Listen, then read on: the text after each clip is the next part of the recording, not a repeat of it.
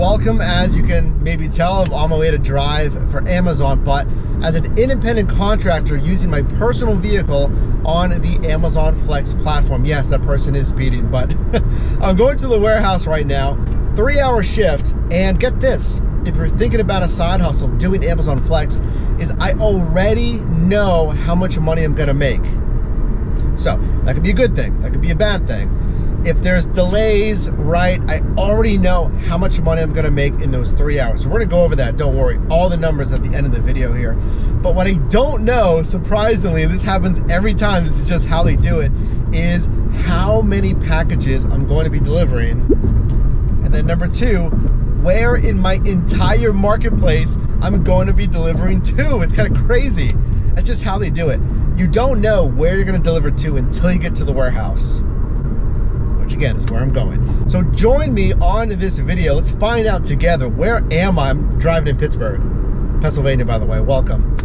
Where am I going to drive here in Pittsburgh? 3 hours. How many stops? That determines a lot, actually.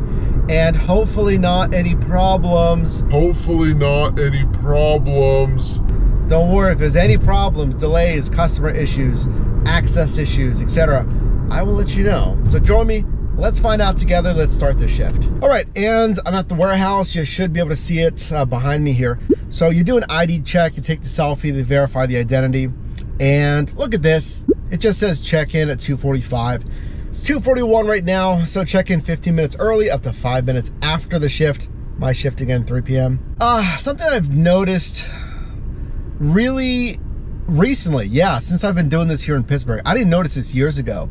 When I did this, when I did Flex in San Diego, that's when everyone comes in for their shift. Like, what is it? It's 3 p.m., let's say. So some are gonna have maybe a 3-hour shift like me, this is 3 hours, or 3.5. The warehouse has been lining everyone up, like all the cars in a grid pattern. And then when everyone's arrived, basically, they wheel out the carts of, you know, packages, envelopes and stuff. But you can't leave until everyone's loaded their vehicle. So you can check in 15 minutes early, but it's kind of like I'm gonna be sitting with everyone else. I'm just gonna be in the front of the grid because you pull in first and you're like the front. So in the past, once you loaded your vehicle, you could go. You could leave the warehouse. Comment down below, actually, if you've done Flex, is it the same? Do you have to wait for everyone? Or once you load your vehicle, you're good to go? So 3 minutes. I'll check in, I'll get in the grid like first and then wait. And I'll show you the route that I got. Once I, you know, get the rack of packages, I scan the route code, then I'll know where I'm going. I'll show you that. This is crazy. Leaving the warehouse, I got my packages. I got a ton of stuff to tell you. Like, that's never happened ever on any of my Flex shifts. Okay, let's regroup. You're probably wondering, well, Mike, how many stops do you have? How many packages do you have? Firstly, the first thing I noticed was there was only 3 cars at the warehouse. 3, me and 2 other drivers. That's strange because usually there's like 15 in that grid that I was telling you about, waiting for packages and routes. So nextly, they wheeled out the racks of packages, all right? And I saw one with like a decent amount of packages. I mean, my last shift was, I think, 4 hours, and I had, I think, 38 stops. So I'm doing 3 hours here, so maybe I'd get like 31 stops, something like that. So I saw one cart, again, it was like meh kind of packages, and the other one was like nothing, basically. So get this, I get the rack of packages with like nothing on it. You wanna know how many stops and packages I have? You don't see anything in the back here. Usually, you want to keep your trunk empty and this, you know, passenger area empty for packages, because there's like overflow from your trunk because there's that many packages. I had 4. I had 4 packages and stops. Please look at this for me. This is my first drop. I told you it could be anywhere in the Pittsburgh marketplace. Well, this is the furthest I've ever gone for a delivery stop. It says it is 45 minutes away. So if you don't get a lot of packages, you might get something like this. Where like, all right, you're not gonna get a lot of packages, but they're gonna be spaced out like crazy. Why does that, well, why should that annoy you? Because what I teach you here in the gig economy is the dollars to mile ratio. How much am I getting paid for the miles driven? That obliterates your dollars to mile ratio. 33 miles away, 43 minutes right now on my GPS. That is something else. Now, third takeaway, since I clearly have plenty of time to talk to you, that's wild. Third takeaway, I looked at the actual routing of where it wants me to go. Here's the weird thing. It wants me to go up north. I'm going to, I think, Butler here, Butler, PA. And then it wants me to come all the way down back into the city. Then it wants me to go north again, I don't know, maybe 20 minutes. And then maybe a little, east, a little more northeast of that. It doesn't make any sense, routing-wise. So what I've heard, comment down below if you can confirm this, because I've never done this, is you can reroute that. Look at the deadlines. It'll say, hey, this has to be delivered by 5 p.m., by 9 p.m. Clearly, I want to go as north as possible into Butler and then drop down, I think it's Allison Park, and then drop down again into whatever, Mars, I think it was, and then finish, drop down into the city. Because that's where I live, it just makes sense for me. So the delivery's fine, it's just a residential address way out here, north of the city, 45 minutes in Butler, PA. Just one box. Answer this down below in the comments. Do you feel like, if you've done Flex, or just, even if you haven't, just give me your thoughts. Do you feel like if it's peppered, like, yeah, there's one north, there's one over 20 minutes this way, but they're so spread out, is that why they're giving it to a Flex driver versus your, Amazon van DSP drivers, it's called? Just to, like, fill in those odds and ends, because I feel like it today. So get this, folks. Remember how I said the order didn't really make sense? I was like, yeah, it doesn't make sense to go all the way back down into the city to make a delivery. Well, guess what? I have to. I have to, because the delivery deadline, remember I mentioned that? For this one is actually 5 p.m. It is 4:05 p.m. right now. And this is like, it's in Lawrenceville. It's in the major, more populated areas. I have to drive, get this, not 45 minutes, but it said 54 minutes.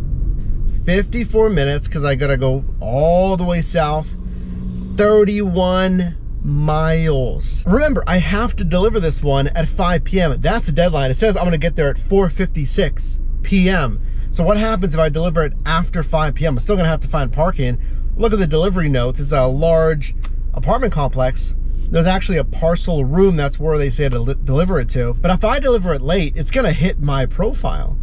And there's standings on Amazon Flex that say how you're doing. And you will get a ding, like a flag, if you're late with deliveries. I'm gonna have to do this one and then go back up north again, who knows how many miles, for my third and fourth. If I get down there at 5 p.m., I know I'm going on and on here. If I get down there, I'm going to get down into the city at 5 p.m. 2 more deliveries after that. It's going to take me every minute almost of my 6 p.m. scheduled shift. Can you imagine that? For 4 boxes. For 4 boxes. That is something else. Just the fact that that was an hour drive, and now I'm back in Lawrenceville, like basically the city central or more busy area, I guess, of Pittsburgh. And now I gotta go back out north. Per Amazon, Flex, the routing that they give you, because of that 5 p.m. delivery, it's 5:06. It's 5:06. So I'm pretty sure I did that delivery at like 5:03, probably, something like that. It wasn't before 5 p.m., I'll tell you that. So we'll see on the profile if there's any notification of that after the delivery. But if there's a ding, I'm definitely gonna reach out to support, because I went straight from A to B. I'm finished, I'm done. But what we normally do here, subscribe by the way, this is all I do, help you make money in different side hustles. We usually wait till I'm back home, but I need to give you the real raw shift end reaction. Listen to this. So let me put up some of the numbers, well, all of the numbers of today's shift. Listen, this was an awful, awful shift. It was what? I think it's 73 cents paid out per mile. Folks, I want you to make around $1.75 paid out per mile. So get this, we'll call it like 90 miles, right? So those were the miles from the warehouse to the entire delivery routes. I did not count the commuting miles. I didn't count the 12 miles from my home to the warehouse, and I'm not counting these 28 miles from my last delivery point back home. I mean, you're talking what? Yeah, over 100 plus what, 110 or so miles for, oh, by the way, the pay, you see it right here, $66 for a 3-hour scheduled shift. So yeah, like 22 an hour, okay, that makes sense, but when you're driving this many miles, it is so not worth it. Here's a takeaway when it comes to Amazon Flex. I said it at the beginning of the shift. You know what you're gonna make. But the problem is, I mean, on warehouse runs, you can't get tips, okay? You can get tips on Whole Foods runs. So if there's Whole Foods 2-hour shifts, usually you can get tips from those grocery customers. So it's a flat, whatever it is, on these warehouse runs.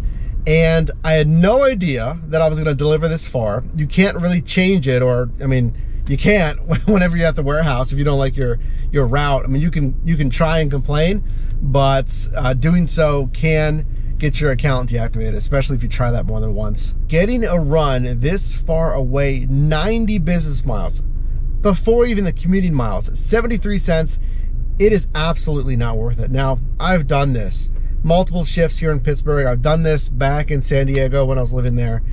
It is a crapshoot. There's no other way to say it. It's so random. Like, yes, I know how much money I'm gonna make, but other than that, the miles, where I'm going, how many packages, envelopes I'm gonna deliver, it's a crapshoot. It's random, you don't know. So you need to weigh, like, how big's my market? Is it worth it for me? Like, if you take a couple of runs and they keep sending you super far away, that's just like the thing for your market, versus if they send you, you know, not as far away and you're still hitting at least 120 paid out per mile. You gotta weigh those things out, folks. Now this is, I mean, think about a bell curve, like an average of payout and shifts. This is on like the extreme of that bell curve, because this is by far the worst flex shift I've ever done. And 73 cents paid out per mile, that's the worst gig shift I've done, at least in some time. Probably within the last like 6 months. It's pretty much down there as one of the worst. It's 6:02 p.m. right now. 4 packages took every minute of this scheduled shift. Is simply having the chance of getting a bad run and not having that control, there's a takeaway.